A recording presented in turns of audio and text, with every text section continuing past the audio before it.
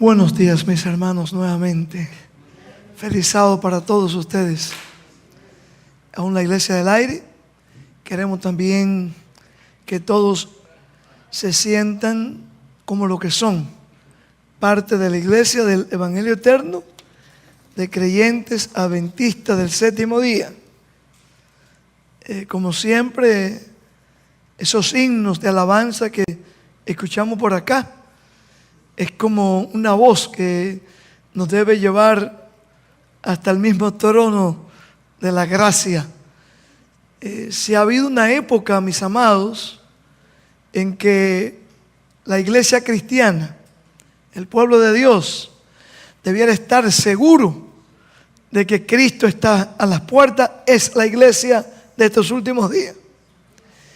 Satanás no quiere que el pueblo de Dios entienda eso, mucho menos el mundo que está yendo hacia la perdición. Yo quería, allá los técnicos, si me pueden poner acá, pues muy bien, el tema de esta mañana.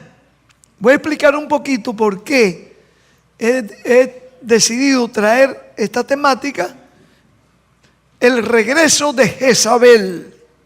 Hace unos años atrás, muchos de ustedes no estaban acá formando parte de esta iglesia. Tuve el privilegio de tener en varios programas en la radio a un ex sacerdote jesuita que se llamó, él murió hace ya muchos años, Alberto Rivera. Muchos de ustedes lo conocen por referencia. Y él nos decía abiertamente en los programas radiales con este servidor que cuando la iglesia se mantenía en silencio, hablando de la iglesia a la cual él llegó a pertenecer por más de 18 años como sacerdote jesuita, cuando la iglesia católica se mantiene en silencio, es cuando más está adelantando sus planes. ¿Por qué digo esto? En estos últimos meses, por así decirlo, estamos viendo, hemos estado escuchando tanto en la noticia como en micrófonos abiertos como estos, en iglesias populares, cómo se está sintiendo un movimiento supuestamente de un reavivamiento espiritual o religioso aún en la América protestante. Esta semana, no sé cuándo ustedes estuvieron al tanto, se estuvo llevando a cabo lo que se llama un pre-trial, un juicio del señor que mató a Charlie Kirk, a Chris Kirk, ¿no? Señor Kirk. ¿Por qué traigo esto? Ahí constantemente en varios canales de noticias, fuentes de noticias, se estaba enfatizando cómo esta nación se está convirtiendo en un ambiente muy peligroso, porque un personaje como Kirk, ¿verdad? Que era tan influyente, ¿cómo pudo pasar la idea siquiera de que alguien pudo ir y matar a un hombre como tal? Es cierto, hermanos, ningún ser humano necesita ver su vida terminada como fue terminada la de este señor. Ahora, en medio de este ambiente, dicho sea paso, una de las famosas referencias que teníamos de este señor Kirk era que él era un guardador del sábado. Sin embargo, en los últimos meses de su vida ya estaba considerando, ahí entra el relativismo que hablábamos anoche, ¿no? Que mi hermano mencionó brevemente esta mañana. Estaba considerando que para el bien común, tanto en su hogar, porque su esposa es católica, romana, guardadora del domingo, sus amistades que él tenía también eran sacerdotes, líderes religiosos, católicos, aunque también guardaba la amistad con un líder judío, donde él cogió el concepto del sábado de la Biblia. Entonces, nos debe llamar la atención, hermanos, cómo el Señor permitió que una persona que pudo haber llegado a ser un gran influyente para recordarle a un mundo que está en apostasía, que se ha alejado de los mandamientos de Dios, tratando de sustituir un día que es el día del papado, el domingo. ¿Cómo Dios permitió? Podemos preguntarnos, ¿cómo Dios permite, primeramente, que un hombre llegue a conocer, a abrazar una verdad, como abrazar el sábado, y que al final de sus vidas estuviera considerando también la idea, otra vez para agradar, en honor a la unidad de la cristiandad, poder llegar a la conclusión de que un día en siete, ¿por qué no? ¿Por qué no agradar a mi esposa? ¿Por qué no agradar a mis amigos? Ahora, déjenme decirle algo, hermanos.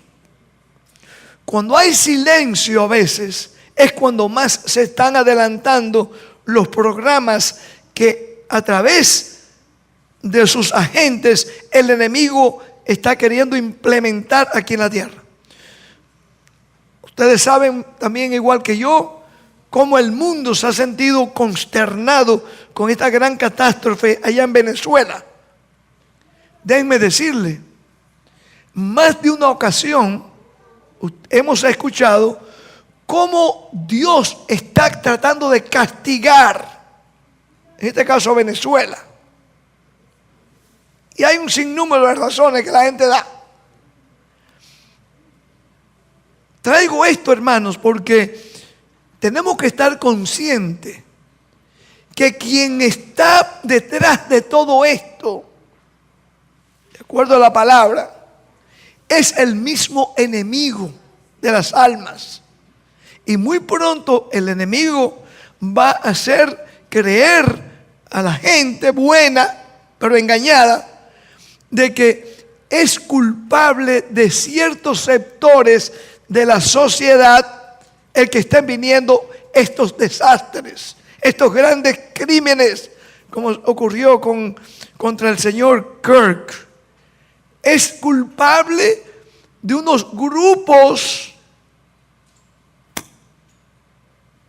de que no quieren agregarse o adherirse a la gran mayoría que quieren vivir una vida de indiferencia religiosa. Otra vez, el relativismo es el sistema filosófico de que no importa lo que tú creas o lo que yo crea, siempre y cuando tengamos una buena razón, todo nos va a ir bien. Hablábamos anoche aquí a los jóvenes. El Señor, si hay algo absoluto, si hay algo 100% verdadero, es lo que la palabra de Dios nos dice, hermanos.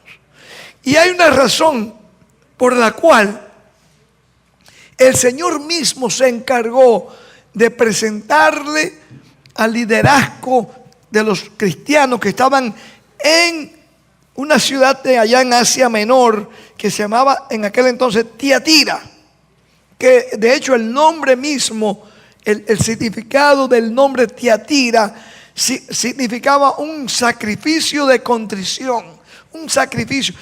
En otras palabras, si ustedes buscan la historia, había una iglesia que los apóstoles habían organizado, fundado, allá cristiana, en la ciudad de Tiatira, allá en Asia Menor, que hoy sería Turquía. ¿Ok? Turquía.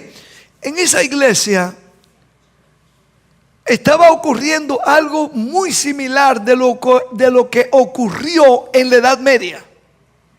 Por eso que todo teólogo serio ha entendido que estos mensajes de las 7 iglesias se aplicaron tanto a la iglesia local, original de aquel entonces, del primer siglo, como también a cierta etapa en la historia del cristianismo. Me explico, y déjeme decirle, esta mañana me di a la tarea de buscar para aquellos porque voy a usar de acá también lo que muchos dicen, que ustedes usan a Elena G. de White.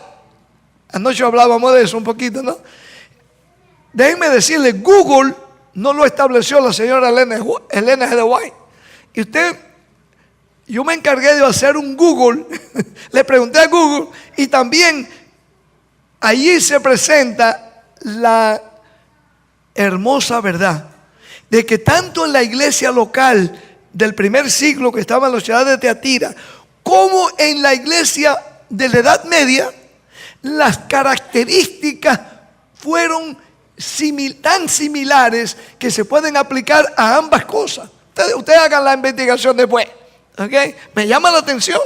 Hoy Dios está abriendo puertas, hermanos, para que todo aquel que quiera creer una verdad absoluta de la palabra pueda así aceptarla y vivir de acuerdo a la palabra.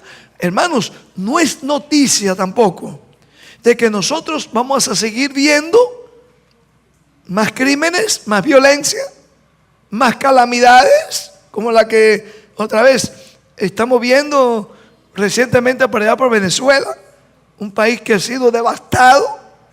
Hay países sociedades que están ahorita mismo prácticamente sin acceso a medicamentos, a comida. Hablamos de Cuba, a 90 millas de aquí de la Florida.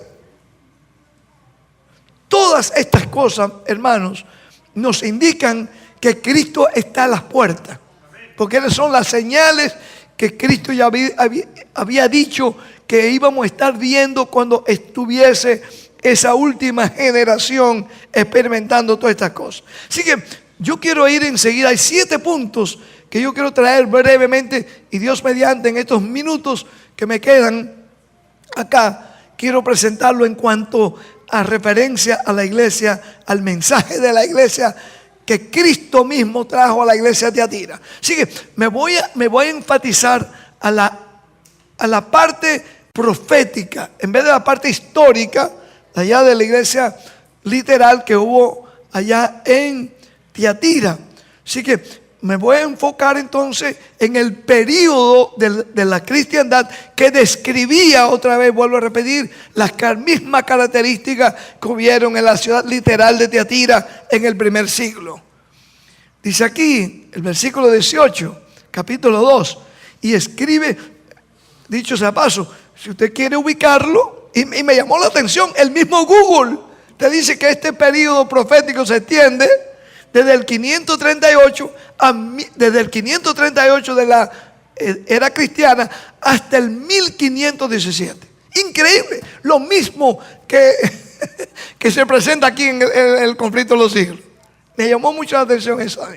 Así que ese periodo de la historia de la iglesia cristiana, 538 a 1517, ¿qué pasó? ¿Qué lecciones espirituales podemos extraer para aquellos que estuviéramos viviendo en los últimos días? Porque este mensaje, déjame leer el final para que entendamos mejor el principio también. Este mensaje que Cristo le dio a los cristianos de la Edad Media es también para nosotros hoy. ¿Por qué? Porque termina diciendo este mensaje en el versículo 26, al que venciere y guardare mis obras hasta el fin, yo le daré autoridad sobre las naciones. ¿Está hablando hasta dónde? Tu mensaje que iba. A veces nosotros los predicadores queremos limitar la palabra. No, la palabra, hermanos, Dios es el mismo ayer, hoy y siempre. Y la voluntad de Dios para la iglesia cristiana de la Edad Media es la misma voluntad que Él tiene para su pueblo en estos últimos días. Note bien. Acá entonces vamos a ir, dice, escribe el versículo 18, la lectura bíblica. Al ángel de la iglesia en Tiatira, el Hijo de Dios, el que tiene ojos como llama de fuego y pies semejantes al bronce bruñido, dice esto. Algo que quiero enfatizar, Este mensaje no es de Juan. No era del profeta Juan. Mucho menos es de los adventistas del séptimo día. Mucho menos es de la señora Elena de White. Estoy haciendo énfasis porque nos están acusando constantemente. Personas que nos escuchan, tanto por televisión, radio y estas presentaciones, y nos acusan que nuestra temática siempre es de la señora Elena de White. No, hermanos, este mensaje que estoy leyendo aquí dice que viene del Hijo de Dios. ¿Quién era el Hijo de Dios en la Biblia? Cristo mismo. Así que si hay un problema, tenemos problema con nuestro Salvador. Dice el versículo 19, yo conozco tus obras y amor. Aquí hay 5 características que no podemos pasar por alto de la iglesia verdadera cristiana, que aún en medio de la apostasía, y yo sé que a veces hacemos mucho énfasis en la época de la Edad Media en cuanto a la apostasía del papado, cómo se desarrolló el papado, las persecuciones, la Santa Inquisición. Todo eso es cierto, hermanos. Pero yo quiero enfatizar esta mañana, no de la cúpula o la organización que se desarrolló en la Edad Media, que se conoce como la organización papal. No.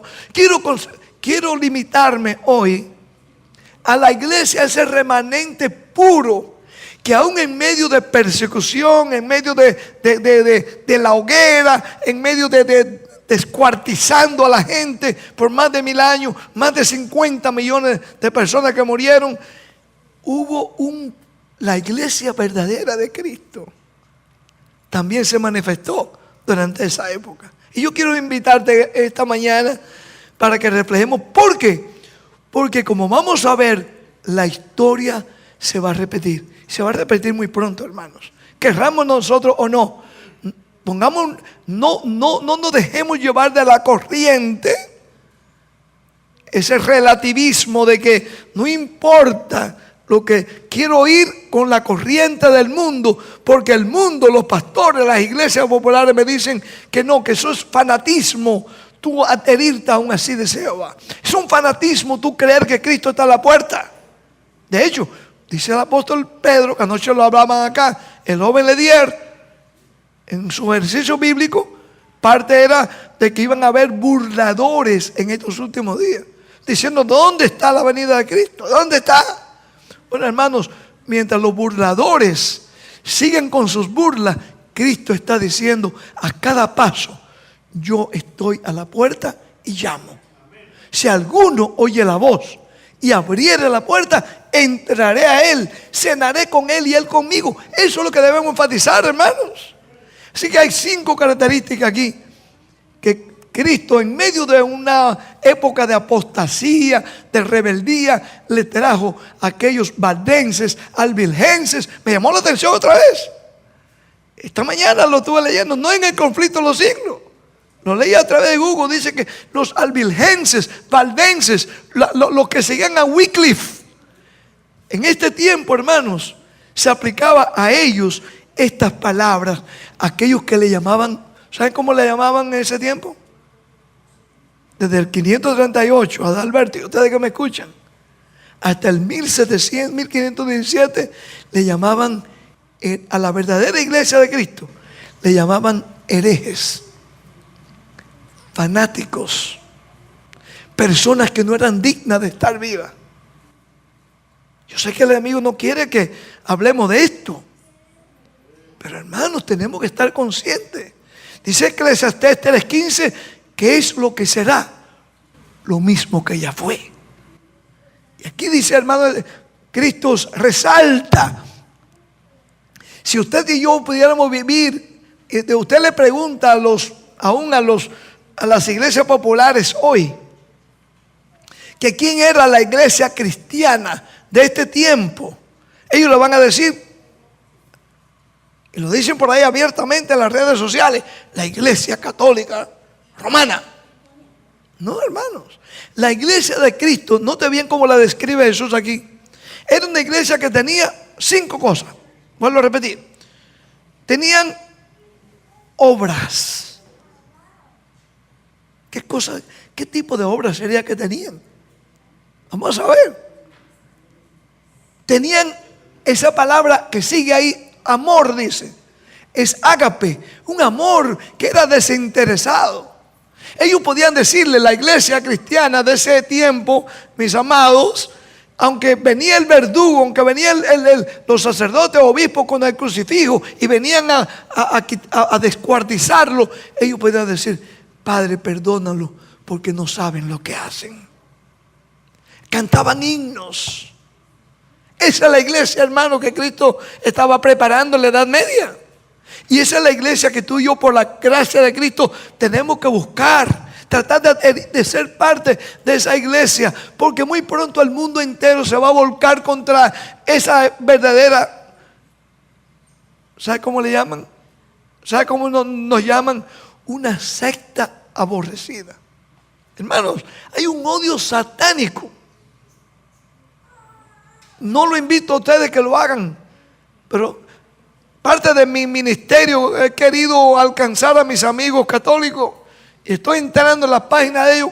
Cada vez que tengo un tiempito entro. Hermanos, cuando digo, a veces no digo quién soy, ellos descubren y dicen, oh, ustedes, ya hemos descubierto ustedes de ese grupo satánico de adventistas del séptimo día.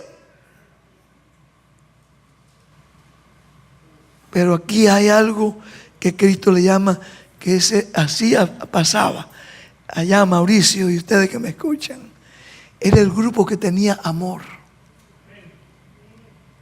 Había amor en ellos. No sentían odio con aquellos perseguidores. No. Venían a la hoguera cuando descubrían cuál fue el sacrificio que Cristo hizo por ellos. Lo mínimo que podían hacer ellos era morir como murió Cristo, martirizado. Así que tenían obras, tenían amor. ¿Tenían qué cosa? La tercera característica, tenían fe. Pero ¿qué fe era la que tenían? No una fe ciega, siguiendo las doctrinas y las tradiciones del catolicismo romano. No, tenían la fe de Jesús. ¿De qué te recuerda eso? El último remanente. Dice, guardan ¿qué cosa? Los mandamientos de Dios y tienen la fe de Jesús. Pregúntele también a Google para que usted vea que le dice que esos son los adventistas históricos de estos últimos días. Alabado sea el nombre de Dios. ¿Qué más tenía, dice Jesús, esa iglesia en una época de apostasía, una época de indiferencia, una época donde se introdujo todo el paganismo? ¿Qué más tenían? Tenían la fe. ¿Tenían qué cosa? Un servicio. Esto se ha perdido. Se ha perdido. Vivimos en una época, en una sociedad donde solamente quiere que nos sirvan a nosotros. No, hermanos. Anoche quisimos traer un poquito de eso acá. La iglesia de Cristo, la verdadera iglesia de Cristo va a estar dispuesta, abierto, porque tienen el amor de Cristo a servirle aún a los enemigos. Eso se ha perdido. Tú me hiciste esto. Me la vas a pagar. No, hermano. No. Esa no es la iglesia de Cristo. La iglesia verdadera de Cristo es la que siempre va a estar dispuesta a servir. En todo sentido de la palabra. ¿Qué más tiene? La paciencia. Oh, hermanos. Paciencia. Pueden imaginarse usted una iglesia que aunque estaba siendo perseguida, los sábados, ¿saben cómo hacían los servicios? En montañas, en cavernas se reunían para guardar el santo sábado de Dios. Valdenses, albigenses, los hugonotes en Francia, que un grupo de ellos vino aquí a la Florida. Llegaron hasta la Florida y lo acribillaron, lo mataron, lo decapitaron. Una invasión de españoles que vino en nombre de Cristo porque querían salvar sus almas. Entonces había que decapitarlos a ellos, cortarle la cabeza. Hermanos, ¿pero qué habían ellos? Paciencia. ¿La paciencia de qué? De los santos. tuvieron paciencia porque aún esperando a Cristo venir en las nubes de los cielos, lo que estaban viendo era cada uno de ellos venían y en nombre de Dios lo estaban matando, quemando vivo, en nombre de Dios. Pero hubo paciencia. ¿Y qué más? Lo último, dice, obras postreras son más que las primeras. Hermanos, no somos salvos por obras. Yo le decía a una persona que quiero mucho, pero las obras van a indicar de qué lado somos. Somos parte de la iglesia de Cristo. Queremos ser parte. Ahora aquí viene, después que Cristo resalta esta característica de la iglesia fiel que él tenía en ese tiempo, hay unas cuantas cositas del versículo 20. Porque el amor de Dios, el verdadero amor, es tratar de rescatar, advertir, restaurar, amonestar. Dice aquí, pero tengo unas pocas cosas contra ti, que toleras a esa mujer, Jezabel, que se dice profetiza, o sea, que enseña, que predica. Pero ¿qué cosa? Enseñe y seduzca a mis siervos a fornicar y a comer cosas sacrificadas a los ídolos. Que viene una amonestación. ¿De quién era esta amonestación? Era de Cristo Jesús. Porque en ese tiempo también, no voy a tomar tiempo en esto, yo doy por sentado que ustedes entienden esto, tanto la iglesia del aire como ustedes acá. Jezabel es un símbolo de una iglesia, mujer. Está en el Nuevo Testamento, Antiguo Testamento.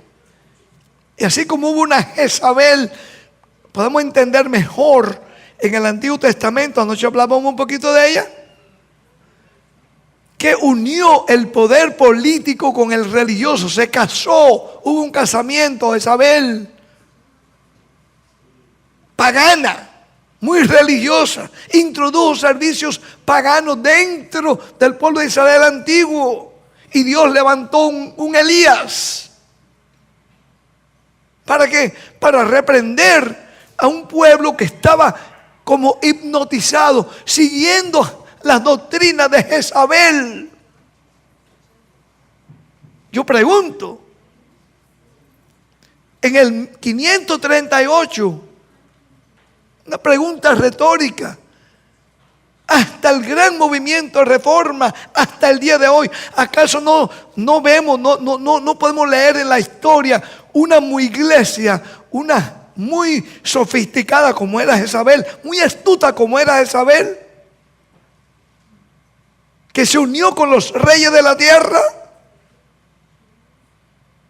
que introdujo sus enseñanzas dentro del pueblo de Israel?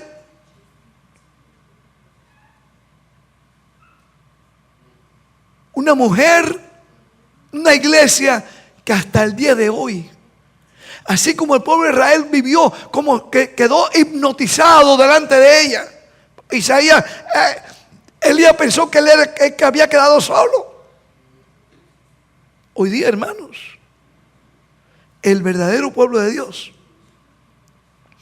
el verdadero pueblo adventista histórico, el verdadero remanente, prácticamente se ha quedado. No podemos ver que estamos como solos.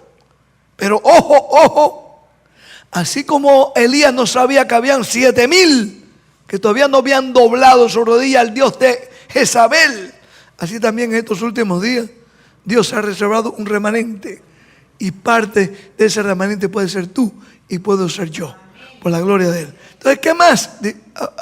¿Qué más podemos aprender aquí?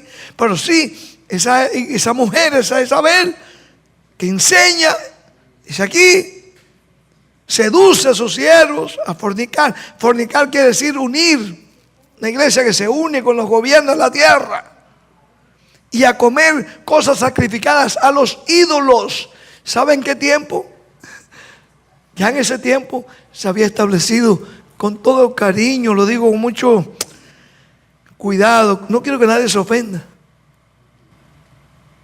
Pero en ese tiempo se instituyó lo que se llama la Santa Misa. La Biblia dice, no yo, Jesús dice, no yo, que eso eran cosas sacrificadas a ídolos. Así como la antigua Jezabel introdujo en el judaísmo, en el pueblo hebreo, esta mujer, esta iglesia, ahora cuando leemos en la Biblia, Nidia, y ustedes que me escuchan acá, ¿qué significa, de acuerdo a la Biblia, las cosas sacrificadas a ídolos? ¿Quieren que se la lea? Es duro. Se la voy a leer porque podamos crear conciencia, hermanos. A veces leemos la Biblia como los papagayos, sin darnos cuenta de qué es lo que estamos leyendo. De acuerdo a la palabra de Dios, no mía, no de la Elena de White, las cosas sacrificadas a ídolos, note bien lo que dice el apóstol San Pablo, el gran teólogo del primer siglo. Note qué es cosas sacrificadas. ¿Cómo lo ve Dios? ¿Cómo lo ve el hombre? El relativismo de hoy lo ve como algo lindo, algo hermoso. Pastor, pero usted no se ha dado cuenta. Usted no ha visto, aunque sea por televisión, lo solemne que son esos servicios. Hablando de lo que se llama Santa. No, hermano, no. Le digo esto a mi querida hermanita mayor que tengo aquí, biológica y espiritual. Tenemos familias que están en eso, todavía en eso, como hipnotizados. Yo voy diariamente ahora a la Santa Misa. No, hermano, tengan cuidado. Nota cómo dice la palabra de Dios. Esos tipos de servicios, ¿de quién son? Vamos a leer 1 Corintios 10. Palabra del Señor. Palabra del Señor. 1 Corintios 10. Versículos 19 y 20. 1 Corintios 10, 19 y 20. ¿Qué digo pues? Dice el apóstol Pablo, inspirado por el Espíritu Santo. ¿Que el ídolo es algo? ¿O que sea algo lo que se sacrifica a los ídolos? Antes, versículo 20. Antes digo que los gentiles, o sea, nosotros que no somos judíos, hoy sería la gente del mundo. Antes digo que los gentiles sacrifican ¿a quiénes? A los demonios. A los demonios los sacrifican y no a Dios. Y no a Dios. Y no quiero que vosotros os hagáis partícipes con los demonios, dice Pablo. Si cuando nos vamos voluntariamente a esos, como ya la palabra de Dios lo había profetizado, que vendría en ese tiempo, en el primer siglo, hermano, ya Cristo le estaba describiendo al apóstol Juan que vendría ese periodo en la historia donde se repetiría en la misma apostasía que ocurrió en el Antiguo Testamento con la Jezabel antigua. ¿Qué amor tiene Dios, no? Le predijo a su iglesia lo que iba a venir desde el año 538 en adelante. Note el versículo 21, dice: y le he dado tiempo para que se arrepienta, pero no quiere arrepentirse de su fornicación. Dios levantó a reformadores como Wycliffe, Lutero, Hus, Jerónimo. Cuando ellos tuvieron acceso a la Biblia, se dieron cuenta y dijeron: espérate, no conocíamos eso. Sacerdotes.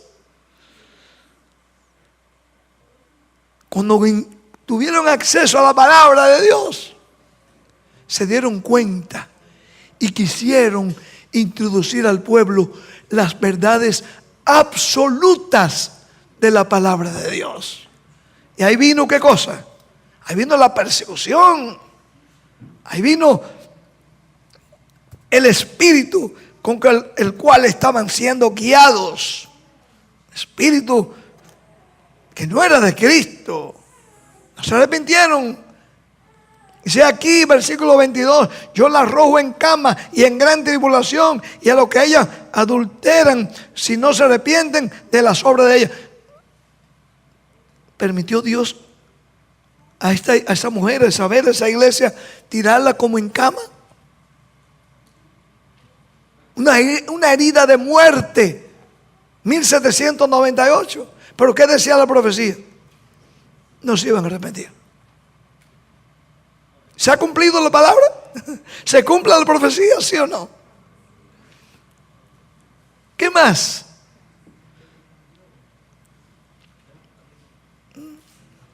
Apocalipsis 2, 22 leí. Y a sus 23, y a sus hijos heriré de muerte, y a todas las iglesias sabrán que yo soy el que escudriña la mente y el corazón, y os daré a cada uno según vuestras obras. Ahora Cristo le habla ahora para que si hay alguna confusión de que estaba hablando de una mujer mística, dice las iglesias.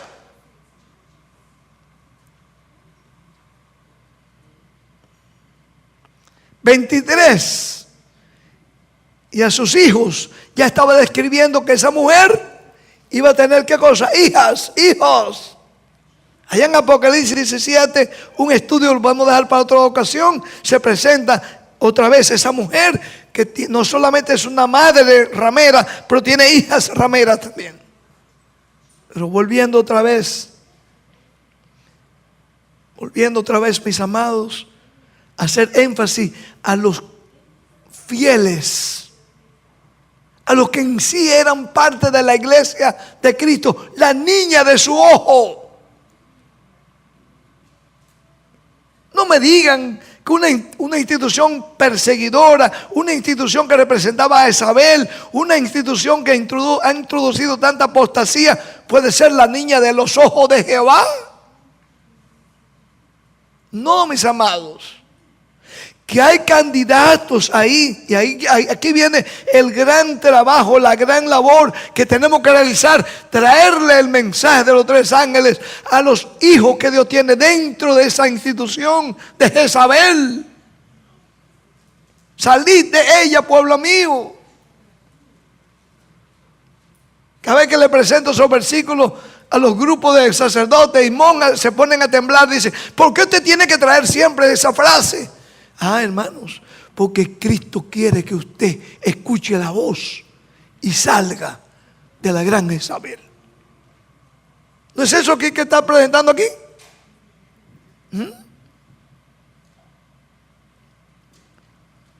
Versículo 24. Pero vosotros los demás que están en Tiatira, a cuantos no tienen esa doctrina, los que no seguían a Jezabel, que eran los valdenses, albigenses, cuando la reforma se levantó, aquí hay una promesa muy linda. Esa promesa es para ti, para mí, para ti que me escuchas también, mi amigo. Si todavía tú estás en el catolicismo y tú oyes la voz, salid de ella, pueblo mío. 18, porque dice 18, para no ser partícipe de esas abominaciones, su pecado. Hermano, hay buenas promesas. No podemos faltar a esta promesa. Nota cómo dice aquí. Nota lo que dice Cristo. 24. Pero a vosotros y a los demás que están en Tiatira, a cuantos no tienen esa doctrina y no han conocido lo que ellos llaman las profundidades de Satanás, yo os digo, no os pondré otra carga. Pero lo que tenéis, retened hasta que venga. Pregunta retórica: ¿qué era lo que la iglesia fiel tenía aún en los tiempos de la Edad Media? ¿Qué es lo que tenía la iglesia fiel? Vamos a repasar. ¿Qué es lo que tenían? Vamos a ir al versículo 19. ¿Tenían qué cosa? Buenas obras. ¿Tenían qué cosa? Amor. ¿Qué más tenían? Pero no un amor de alcahuetería. No el amor del relativismo, que por amor a todo el mundo, ok, yo he abrazado el sábado, pero estoy contemplando ahora también ir a los domingos a la iglesia para complacer a la gente. No.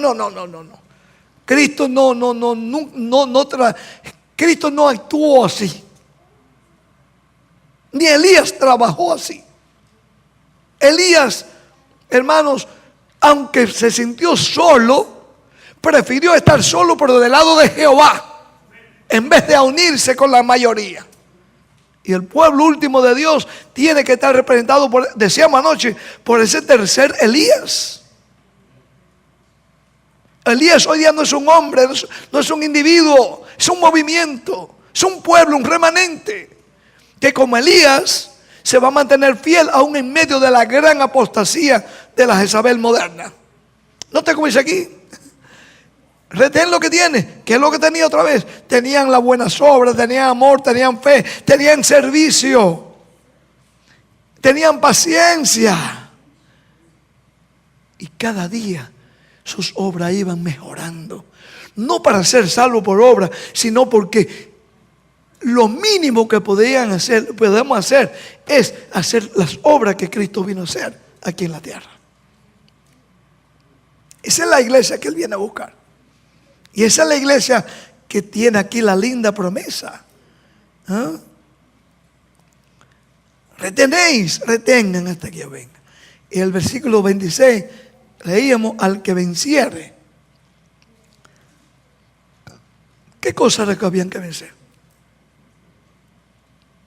En ese tiempo, ¿qué cosas era que había que vencer? Y hoy día, ¿qué es lo que tenemos que vencer? El apóstol San Pablo nos habla de esto, ¿no? También. Capítulo 12. Unos versículos muy conocidos. Capítulo 12. Versículo 2. Romanos 12:2. Gracias, mi hermano. Romanos 12:2. No os conforméis a este siglo, a este mundo, a esta tierra. Oh, hermano, si hubo una época en la cual este consejo del apóstol San Pablo tenía que aplicarse, era el tiempo donde Jezabel empezó a establecerse a través de toda Europa, Latinoamérica. Aún trataron de establecerse aquí en América y se han establecido. Fue la providencia de Dios que no permitió que la América del Norte llegara a ser desde el principio, desde los primeros siglos, un país predominante católico romano. En estos últimos días, tal como estaba profetizado, se han convertido, se ha ido convirtiendo el protestantismo, otra vez con el llamado relativismo. Todo va bien, tú lo ves así, pues vamos a estar bien, todo el mundo unido aquí. No. Ese es el espíritu de Jezabel. Esa fue parte del hechizo de Jezabel. Sigo leyendo aquí la palabra de Dios. No os conforméis a este siglo, sino transformaos por medio de la renovación de vuestro entendimiento, para que comprobéis cuál es la buena voluntad de Dios, agradable y perfecta. Oye, son palabras absolutas. Ahí no hay forma de variedad. Sigo leyendo acá otra vez en el capítulo 2 de Apocalipsis. A los fieles de aquel entonces, a los fieles de estos últimos días, porque Jezabel todavía sigue. El espíritu de Jezabel está ahí. Esa mujer sigue ahí. No se arrepiente, se repite, dice, no quisieron arrepentirse. Se van a arrepentir, ¿sabe cuándo? Cuando sea demasiado tarde. Allá en Apocalipsis 17 dice que el Señor pondrá a los mismos reyes, a las mismas autoridades que le han dado el poder por tanto tiempo. Él mismo, Dios mismo, va a poner el espíritu en ellos para que la destruyan para siempre. Pero ya será demasiado tarde. Por eso el llamado, salir de ella por lo mío, es en estos tiempos en que estamos viviendo. Sigue diciendo aquí, una promesa muy linda para la verdadera iglesia de Cristo. Versículo 26, capítulo 2 de Apocalipsis: al que venciere toda esta cosas del mundo, el pecado, las herejías, las grandes apostasías, y guardare mis obras. Note bien esa frase. No una obra de una iglesia, no la obra del pastor. Cristo dice, y guardare mis obras. Ahora yo te pregunto, meditemos, ¿Cuáles fueron las obras de Cristo? Dice, guarden mis obras. Reprendió, pero reprendió con amor. Se mantuvo alejado de toda contaminación de las tradiciones y las leyes que el judaísmo mismo había introducido. Jesús, porque Él vino con un vino nuevo, un mensaje, para que todo aquel que creyese y abrazara a ese mensaje pudiese ser salvo. Nota qué más dice aquí. Wow. El que guardare hasta el fin. ¿Cómo fue que dijo Jesús en Mateo 24? El que permaneciere hasta el fin, este será salvo. Pero permanecer en las obras de Jesús, dice aquí, mis obras. Porque a mí me repetían ese versículo. Cuando Dios me llamó a salir del catolicismo romano, me decían, Rafael, acuérdate de lo que dice Jesús, hay que permanecer hasta el fin. Pero ¿a dónde hay que permanecer hasta el fin? ¿Con Jezabel? No es con Jezabel. Dice, y guardarle mis obras de la de Cristo hasta el fin. Cristo iba los sábados a la iglesia, Él es mi modelo. Yo por eso vengo los sábados a la iglesia, donde quiera que ando. Trato de buscar una iglesia, porque quiero ser como Cristo. ¿Usted quiere ser como Cristo? Y debo aclarar algo acá en estos últimos minutos. Que hay un argumento, ustedes lo leen, lo oyen por ahí en las redes sociales. Sí, Cristo guardó el sábado porque Él era judío. Pero ven acá, ¿acaso es que Cristo no es nuestro modelo? Ese judío no es nuestro modelo. Una vez cuando pusimos el periódico de la última advertencia para la tierra allá en Jerusalén, muchos judíos líderes nos escribían, nos decían, nos admiramos ver un grupo de gentiles predicándonos el sábado aquí a nosotros. Digo, ven acá. La respuesta que le dábamos era, puede ser que nosotros seamos más judíos que ustedes. Porque el judío no es de la carne, sino del espíritu, de la fe. Y Cristo nos recuerda, recordó a la iglesia fiel de aquel entonces de tanta apostasía. Nos recuerda hoy que debemos, ¿qué cosa? Mantener las obras de Él hasta el fin.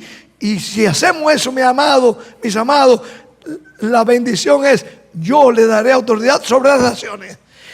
Pregunta retórica, ¿tendrá el remanente? ¿Han estudiado ustedes la Biblia? ¿Vamos a tener autoridad sobre todas las naciones, hermanos? ¿Sí o no? Durante 1000 años vamos a estar legislando, viendo, hermanos, ¿por qué? 1000 años viendo el por qué la gente no enteraron en el reino de Cristo. Pero también vamos a mirar, ¿sabes lo que vamos a mirar? El por qué nosotros también vamos a estar allí. Y cuando nos demos cuenta que fue primeramente por la gracia de Cristo, porque Cristo abrió la puerta, porque Cristo nos puso el Espíritu Santo en nosotros, nos dio ese discernimiento de poder salir de ese tipo de hipnotismo que se llama el pecado, esa hechicería que se llama la apostasía. Es más fácil seguir una costumbre del mundo. Lo invito a ustedes, mediten cuáles son las creencias más populares hoy. ¿La de Jezabel o la del Cordero? ¿Qué es lo más conveniente? Lo más placentero. ¿Tú estás en lo que a ti te gusta, la carne, o estar caminando en el Espíritu? ¿Ah? Es una batalla. Pero qué lindo es cuando tú permites que Cristo venga a tu vida y te libere, rompa las cadenas en la cual Él quiere mantenerte. Eso es el llamado que Cristo está haciendo acá, presentándole esa linda promesa. ¿Y qué más van a hacer de ese remanente fiel? Dice, las regirá con vara de hierro y serán quebradas como vaso de alfarero, como yo también la he recibido de mi Padre. Y le daré, versículo 28, y le daré la estrella de la mañana. ¿Qué es la estrella de la mañana? ¿Sabe una cosa? Que Satanás se quede con Isabel, con toda la gloria de esta tierra. Yo me quedo con Cristo Jesús, porque Él es la vida eterna. El que tiene al Hijo tiene la vida. Tiene la vida. Ya he cubierto los 7 puntos que tenía por aquí. Hermanos, hay algo que yo quiero terminar en esta mañana. Y está en el libro de Apocalipsis. Sí, quiero leértelo. Te lo voy a leer. Está en Conflicto de los Siglos. Algunos estarán diciendo, ay, usted ve que, como yo le digo, usted usa la hermana White. Sí, la voy a usar. ¿Saben por qué? Porque usted necesita conocer quién es la señora Elena de White. Le hablo esto con cariño a mis amigos católicos. ¿Saben por qué? Porque la Biblia dice, la palabra de Jesús dice, que el último remanente iba a tener espíritu de profecía. Y hasta que no me comprueben que ella no es con un aceite de Jehová, yo voy a seguir usando el espíritu de profecía. Ya yo le mostré con la Biblia. Primero la palabra de Dios. Voy a terminar con una nota para que veamos, hermanos, que esto que está aquí, que hemos podido leerlo directamente del mensaje de Cristo, es un simbolismo, porque Cristo es tan amante. Es como a los niños. Yo cuando fui esta mañana allá atrás, en la escuelita, los niños, las maestras le hacen pinturita, le ilustran, hay que ilustrarle. Pues Dios nos trata como esos niñitos. No nos ilustra, nos presenta primero a una mujer, Isabel, para mostrarnos a una iglesia astuta, como fue Isabel, apóstata, como fue Isabel, que se une con los reyes de la tierra, como hizo Jezabel, y que quiso llevar aún al pueblo de Dios a una gran apostasía. Pero ahí fue donde Dios levantó ¿a quién? Un Elías. Hoy día también Dios te quiere llamar a ti. No importa qué edad tú tengas. No, anoche decíamos. No importa tu background. No importa de dónde viviste. No, hermanos. La invitación que hice anoche la quiero hacer hoy. No tenemos que salir por esa puerta como entramos. No, hermano. Si vinimos con cargas, si vinimos con desaliento, si vinimos en incertidumbre, cuando llegamos esta mañana, podemos salir de allí como un victorioso. Porque Cristo es quien nos dice a nosotros, yo quiero poner en ti la fe mía, el amor mío, las obras mías, y te quiero hacer autoridad sobre todas las naciones. No perdamos ese gran privilegio. Nota cómo dice aquí. Hermanos, esto solamente son lo que leemos acá en la palabra. Hay 167, dije, ¿no? Conflicto de los siglos. Había apuntado por acá, no equivocarme. Tenía más de una cita, pero quiero leer una de las dos que tengo acá. 627, conflicto de los siglos. 627. 627. Conflicto de los siglos. Nota cómo dice aquí.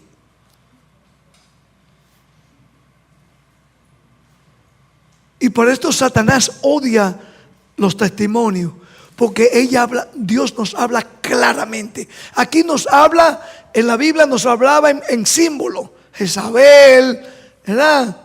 Porque también ese otro argumento dice, ¿cómo usted cree que si nosotros hubiésemos sabido que estaba tan claro ahí que era nuestra iglesia, íbamos a permitir que la gente recibiera la Biblia? No.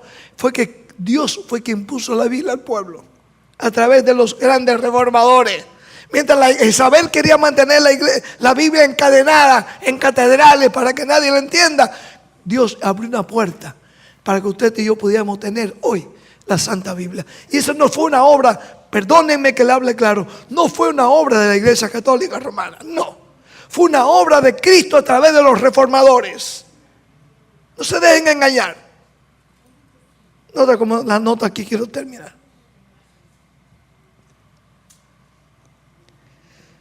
...627 conflictos de los siglos. Aquí en vez de decir Jezabel va a decir quién es. La Iglesia Católica Romana lo salió. La Iglesia Católica Romana le pone actualmente al mundo una cara apacible. Estudien la historia de Jezabel. Jezabel, cuando quería conquistar a Acab, era una mujer muy coquetona. Y cuando se acercó después a otro rey, ella vino y quiso coquetearle. Oye, es la descripción, hermano. Yo sé que muchos están diciendo, ay, está el pastor otra vez criticando. No, hermano, no es una crítica. Es que quiero que usted siga al Cordero. Que oiga la voz del Cordero, salid de ella, pueblo mío. Que tenga la fe de Jesús, el amor de Jesús, el servicio de Jesús y las obras de Jesús. No las obras de una... Note cómo sigue siendo aquí. Pone actualmente una cara apacible. Presenta disculpas por sus horribles crueldades. ¿Sí? Antes de morir, aún Juan Pablo II dijo, es verdad, necesitamos pedir perdón porque hicimos muchas atrocidades. Pero escuchen, hermano, ¿por qué? Se ha puesto vestiduras como la de Cristo, pero en realidad no ha cambiado. El relativismo nos está queriendo decir constantemente que sí, que todo el mundo ya es de Cristo, todo el mundo. No, jóvenes, adultos, mis amados, no. Jezabel sigue tan viva hoy como los días de Elías y el día y de Jezabel de la Edad Media. Dice aquí, no ha cambiado. Todos los principios formulados por el papismo en las edades pasadas se sostienen en nuestros días. Ahora, ¿por qué? ¿Por qué no hacen lo mismo? ¿Por qué no persiguen? ¿Por qué no torturan? ¿Por qué no mandan a quemar a los herejes, a los cristianos verdaderos? Aquí lo dice también, mira. Las doctrinas inventadas en los siglos más tenebrosos siguen profesándose hoy. Pregunta, ¿acaso no se sigue exaltando el día del llamado el día del domingo? Llamado día del Señor. No solamente Jezabel, las hijas de Jezabel, el protestantismo. Y dicho de paso, sigue el proyecto de un grupo de católicos y protestantes, sigue el proyecto presentándose, tratando de establecerse aquí en América el domingo como el llamado día de la familia del Señor o del Señor. Para que están callados. Recuerda lo que decía el ex sacerdote jesuita. En el silencio es donde ellos avanzan. Tengamos cuidado. Estemos alerta, hermanos. Note bien, las doctrinas inventadas en los siglos más tenebrosos siguen profesándose aún. Nadie os engañe. Yo sé que me estoy pasando unos minutos. Tengo que dar ejemplo a mis ancianos aquí. Perdónenme. No tengo todavía ni siquiera 50 minutos. Escuchen, ya voy a terminar. El papado que los protestantes están ahora tan dispuestos a honrar. Y déjame añadir algo. Perdónenme mis hermanos adventistas. Aún los adventistas han caído en esto. ¿Ok? Si quieren, yo doy más información. Si la quieren. Las doctrinas. El papado que los protestantes están ahora tan dispuestos a honrar es el mismo que gobernaba el mundo en tiempos de la Reforma. Cuando presentaba ahí como Jezabel. cuando se levantaban hombres de Dios con peligro de sus vidas para denunciar la iniquidad de él. El romanismo sostiene las mismas orgullosas pretensiones con que supo dominar sobre reyes y príncipes y arrogarse las prerrogativas de Dios. Su espíritu no es hoy menos cruel. Escuchen, con esto termino. Yo te hago la pregunta, ¿cambió Jezabel del Antiguo Testamento? No. No, hasta que murió fue destruida. No cambió. ¿Ha cambiado? Dice aquí que no, mira.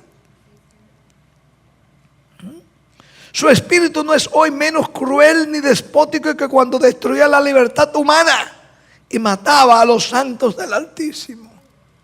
No, esto es más serio, nosotros pensamos. ¿Me dan un minuto más? Un minuto nada más. El papado es precisamente lo que la profecía declaró que sería. Segunda Tesalonicenses 2, 3 y 4. Forma parte de su política asumir el carácter que le permita realizar mejor sus fines, pero bajo la apariencia variable del camaleón oculta el mismo veneno de la serpiente. Palabras duras, yo sé que sí. Palabras duras. ¿Por qué? Porque estamos viviendo una época. Esto no es, como dicen aquí en inglés, political correct. No. Va en contra del relativismo. Pero ¿sabe una cosa, hermanos? Yo quiero invitarte. Quiero invitar a la Iglesia del Aire también. Y quiero invitar a aquellos que no son de la fe adventista, que aunque sea por curiosidad, están siguiéndonos siempre en las páginas sociales por ahí. Quiero hacerte una invitación. Quiero hacérmela yo también. Quiero hacérmela yo. ¿No creen que es conveniente o que es hora ya que cada uno de nosotros podamos seguir abrazando ese amor de Cristo en nuestros corazones? Que hablamos del capítulo 2, versículo 19. ¿Podemos ponerlo por ahí? 2:19 Apocalipsis, por favor. Póngalo por ahí en la pantalla, que estoy terminando con eso. Apocalipsis 2:19. Ahí en los controles. Aquí está. Esas obras que Cristo decía, yo conozco tus obras. Recuerden, voy a enfatizar, estaba refiriéndose a la iglesia fiel, no a Jezabel, que es el sistema. Jezabel era el sistema, la organización. Eso que nunca dice que va a cambiar, nunca va a cambiar, nunca ha cambiado. Pero los fieles, Cristo decía, conocía las obras, conocía también el amor, el ágape, un amor sin esperar nada. Lo hago porque quiero ser como Cristo Jesús, no porque mi carne quiera. Lo hago, el joven va a decir, yo quiero ser como Jesús. Hoy se estudiaba eso, los jóvenes, los adultos. Yo quiero ser como Jesús. No quiero seguir a Jezabel porque Jezabel me enseña a apostatar de la fe. Quiero tener la fe de Jesús, no la fe en tradiciones, en fábulas. Quiero formar de ese servicio que Cristo le enseñó a su iglesia. Quiero y tener la paciencia. Hermanos, ¿qué son unos cuantos añitos más en comparación con la eternidad? Yo no entiendo, a veces la gente me dice, pero pastor, ¿cuándo va a venir Cristo? ¿Cuándo que viene? Los jóvenes a veces me dicen eso. Que son 30, 40, 50 o 100 años frente a la eternidad. Tengamos paciencia. Cristo está en las puertas. Él te invita a ti y a mí a no ser parte. No tener nada que ver con Jezabel, que es sinónimo también del mundo. Egipto espiritual. Cristo sacó al pueblo hebreo, lo llevó a la tierra de Canaán. Él quiere, Él te ha sacado, quiere sacarte, para que nosotros mantengamos siempre nuestra meta, que es Canaán. Aquellos 40 años, con la misma ropa, la misma sandalia, cada día, esperando entrar en Canaán. Yo te invito, hermanos, que también tú y yo podamos tener esa paciencia, para que podamos muy pronto entrar en nuestra tierra, Canaán. Que Dios te bendiga en esta hora. Vamos a orar.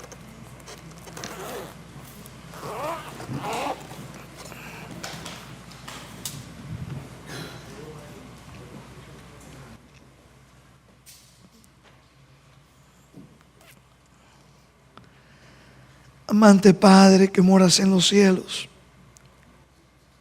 te agradecemos, oh Padre, por tu palabra.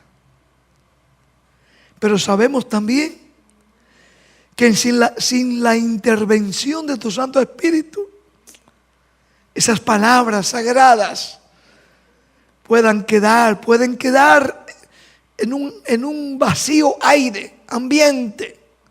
Oh Padre, no, que eso no sea nuestra experiencia hoy. Que sea tu Santo Espíritu quien nos ilumine, quien nos ayude a procesar esas obras, esa fe, ese amor, esa paciencia, esa firmeza que tú quieres que tengamos hasta el fin. Guárdanos del mal, Padre. Ayúdanos para que cada vida nuestra sea un caminar contigo. Y que muy pronto, cuando la puerta de la misericordia quede cerrada, podamos estar contigo para siempre. Bendice también los alimentos que vamos a comer. Ayúdanos a todos a tener ese gran privilegio muy pronto, el sentarnos también contigo allá en las mansiones celestiales. En nombre de Jesús. Amén.